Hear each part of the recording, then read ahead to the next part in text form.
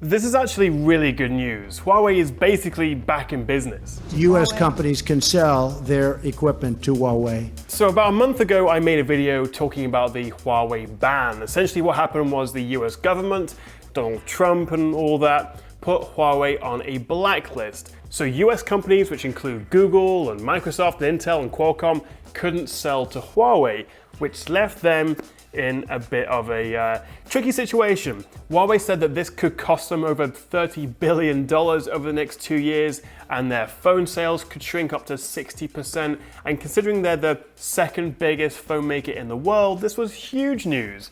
And for anyone who bought a P30 Pro or even has a Huawei phone, the idea that you may not get any new Android updates and you may lose access to Gmail and YouTube and all those Google Android products and services. And this went for Huawei phones, Huawei laptops, and of course also their sub-brand Honor. So there was a lot of products affected.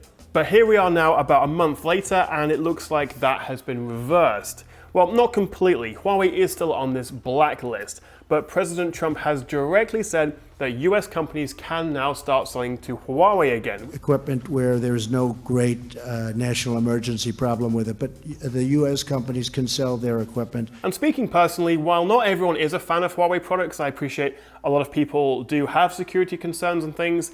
As a technology reviewer and YouTuber, I think they produce some of the most innovative and some of the most exciting products that I get to review and cover every year. From their P series of phones, Mate series, the folding phone that's coming out, their 5G stuff, of course the MateBooks, the Huawei MateBook laptops are some of the best Ultrabooks you can buy right now. And it's been so frustrating over the past month to have products like the P30 Pro, where normally I would absolutely recommend it to people. Fantastic zoom, great camera, night mode, big battery, beautiful designs, really, really good products. I could just no longer, in good conscience, recommend. The same with the Honor series. I unboxed the Honor 20 Pro about a month ago. But with all this controversy looming over it, the idea that you may not get anything beyond Android Q, and in about a year's time, well, who knows?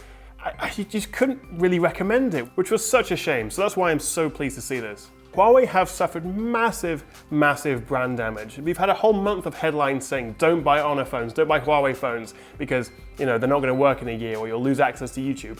And the average consumer is going to have seen that. It was big news, and so it's going to take them a long time to repair that damage. Their sales will be hit. So you may have heard that Huawei have been actually working on their own operating system in the background. But of course, in the last month, that's gone into overdrive. Apparently, it's going to be called the Hongmeng OS, at least in China. And if you've got a few minutes after this video and after you've liked and subscribed, go and check out Mr. Who's the Boss's video, because he did a great video on Android OS versus whatever Huawei's next OS is. Because if you imagine that Huawei, the ban had continued, they developed their own OS, what's stopping Oppo, OnePlus, Vivo from being next on the list of the blacklist essentially? And so feasibly they could have all rallied around Huawei and maybe Hongmeng OS and really done some damage to Google and Android and created even more fragmentation, which I'm sure Apple would love to see. So with all that said, what does it actually mean for you and me? Well, obviously it's impossible to say what's going to happen tomorrow, and it may be best to let the dust settle a little bit, but I think we can now resume buying Huawei phones. You know what this all reminds me of? This sort of Brexit and Trump White House and stuff. Somewhere in the past, the timeline skewed into this tangent, creating an alternate 1985. But what do you think? Would you now be comfortable to buy a Huawei phone again? Let me know what you think in the comments below.